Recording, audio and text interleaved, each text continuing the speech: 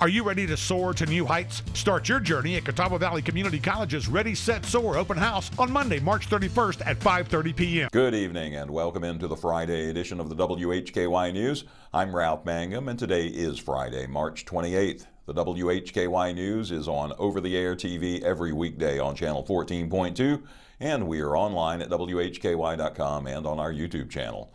In today's top stories, on Thursday, North Carolina Governor Josh Stein issued a state of emergency to expand the state's capacity to respond to the wildfires burning in western North Carolina.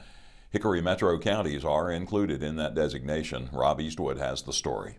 The governor and emergency management officials are urging North Carolinians to be aware of high fire danger conditions across the state and to pay attention to local alerts and evacuation notices should you receive any. The state emergency response team has been assisting counties with resource and personnel needs since late last week. North Carolina Emergency Management has deployed communications resources, tactical emergency telecommunicators, and incident management personnel to the scene. The North Carolina Forest Service is assisting with incident management and firefighting efforts, and the North Carolina Office of the State Fire Marshal has deployed fire departments from across the state to western North Carolina to assist. The burn ban remains in effect for all of North Carolina. Visit readync.gov for information on how you and your family can be prepared for all emergencies and disasters.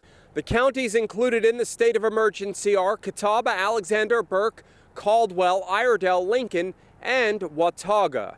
You can get more on this by going to this story at our website, WHKY.com. Reporting for WHKY News, I'm Rob Eastwood. Thank you, Rob. WHKY's Arianna Mack has the latest on a proposed auto insurance rate increase. North Carolina Insurance Commissioner Mike Causey has set September 22nd as the hearing date for the North Carolina Rate Bureau's proposed 23% automobile insurance rate increase. We are not in agreement with the Rate Bureau's proposed increases filed on February 3rd. The next step, according to statute, is to set a hearing date, said Commissioner Causey. The purpose of the hearing is to reach a resolution that will make the most financial sense for both North Carolina residents and insurance companies. The hearing will begin at 10 a.m. in the second floor hearing room, room 211, 3200 Beechleaf Court in Raleigh. The hearing will be held unless the NC Department of Insurance and the NC Rate Bureau are able to negotiate a settlement before that date. State law gives Commissioner Causey 45 days to issue an order once the hearing concludes. Once the order is issued, the NCRB has the right to appeal the decision before the NC Court of Appeals. A Court of Appeals order could then be appealed to the NC Supreme Court. I'm Arianna Mack for WHKY. Thank you, Arianna.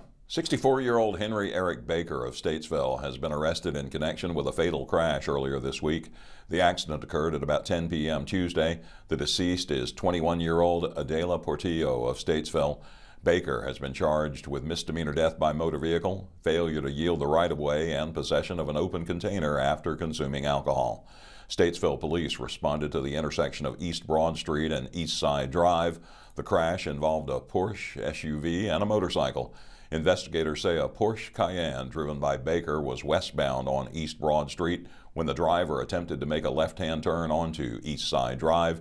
While Baker was in the left turn lane, a 2024 Kawasaki motorcycle driven by Ms. Portillo entered the intersection. Baker reportedly failed to yield to oncoming traffic, and the front left corner of his vehicle hit the motorcycle. Ms. Portillo sustained life-threatening injuries and was transported to Iredell Memorial Hospital. She passed away shortly after arrival. Open containers were found in the Porsche. Baker was given a $10,000 secured bond. He'll appear in court on May 13th. The investigation is ongoing. Anyone with information should call 704-878-3406. And certainly our condolences to Ms. Portillo's family and loved ones. Just 2 meetings next week involving Hickory boards and commissions. At 6 p.m. on Tuesday, April 1st, Hickory City Council will meet in City Council chambers at the Julian G. Whitener Municipal Building. No fooling.